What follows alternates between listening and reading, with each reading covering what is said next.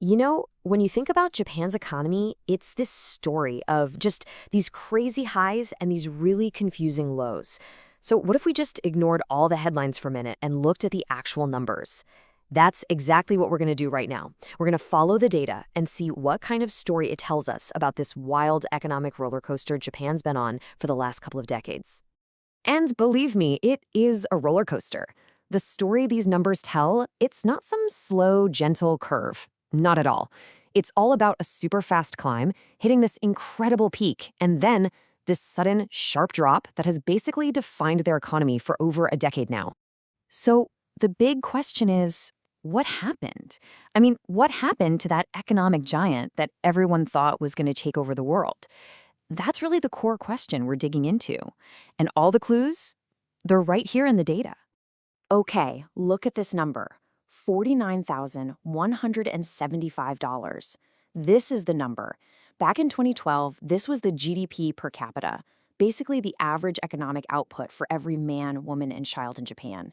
It was a real high watermark, a moment of incredible prosperity that felt like, wow, the future is going to be even better. Okay, now look at this. This is that same number, but for 2023. That is a staggering drop. We're talking more than $15,000 per person gone. This huge gap between that peak and where they are now, well, that's the whole drama we're about to unpack. So how on earth did they get from that high point all the way down to here? All right, so to really get the fall, we have to look at the climb first, right? So let's go back in time to the years leading up to that 2012 peak. This was a period of really impressive steady growth. They even managed to power through a massive global financial crisis. For about 7 years, starting in 2005, Japan's economy was just on a roll. And it wasn't just slow growth either. It felt like it was picking up speed, building momentum year after year, thanks to huge global demand for all the stuff they were making. I mean, just look at these numbers. It's an incredible climb. You started around almost $34,000 in 2005, and it just keeps ticking up. Look, you can even see where it powers through the 2008 financial crisis, and by 2011, boom, it's already past 46,000 bucks. That is a massive jump in just a handful of years. Just a really, really strong period of growth. And this wasn't just about the average person's wallet. The entire economic pie for the whole country was getting bigger and bigger. So the whole nation was becoming wealthier, and you could feel its influence growing on the world stage. So get this. In only 6 years, Japan's total economy ballooned by almost $1.4 trillion. To give you some perspective, that's like taking the entire economy of Australia and just adding it on top. It's a mind-boggling amount of new wealth being created in a really short time. And all of this momentum, all this growth, it was all leading to one specific year, 2012. This was the mountaintop, the absolute summit of Japan's economic climb. And there's that number again, $49,175. This was the highest GDP per capita Japan had seen in a whole generation. It really felt like this number was a promise that a whole new era of prosperity was just getting started. Yeah, this wasn't just, another good year. It was the grand finale of that whole period of growth we just saw. For anyone who follows the Japanese economy, 2012 is the benchmark. It just stands out, big time. And hey, it wasn't just about the per-person number. The total economy hit an all-time high that year too, $6.27 trillion. That was the biggest the Japanese economy had ever been, period. It really cemented its place as a global economic titan. But as they say, what goes up must come down. And in Japan's case, the trip down wasn't slow and steady. No, it was a sudden, sharp, and frankly shocking reversal that happened right after that historic peak. Okay, brace yourself for this. In a single year, just 1 year, the average economic output per person plummeted by more than $10,000. That is just a catastrophic fall.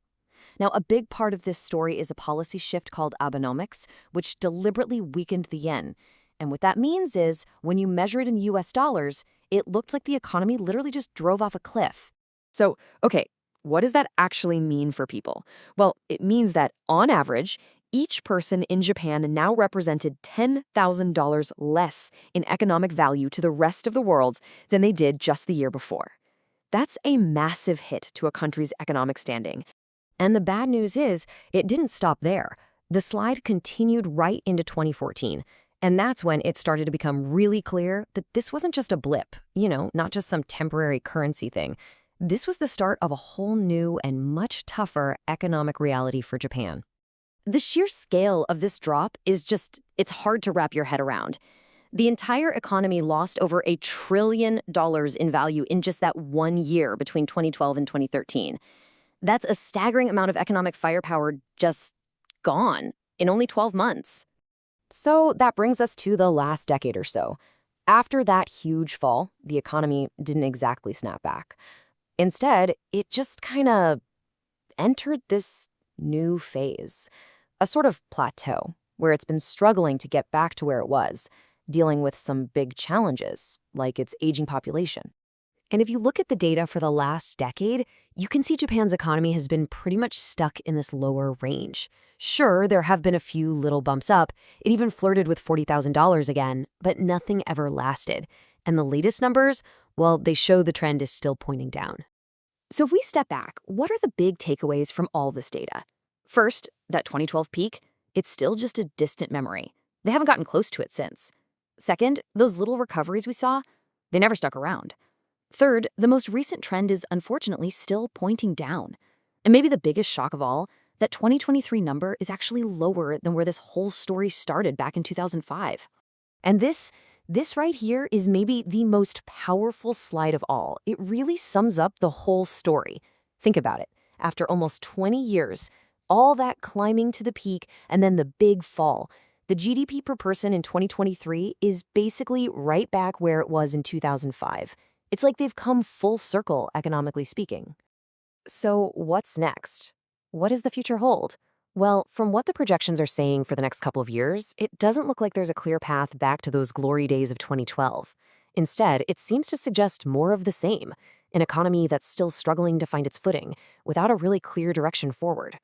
And all of this leaves us with one last really big question.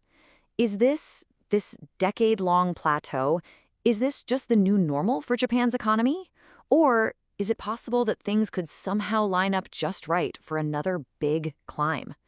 The data has shown us the past, for sure. But the future? Well, that story is still unwritten.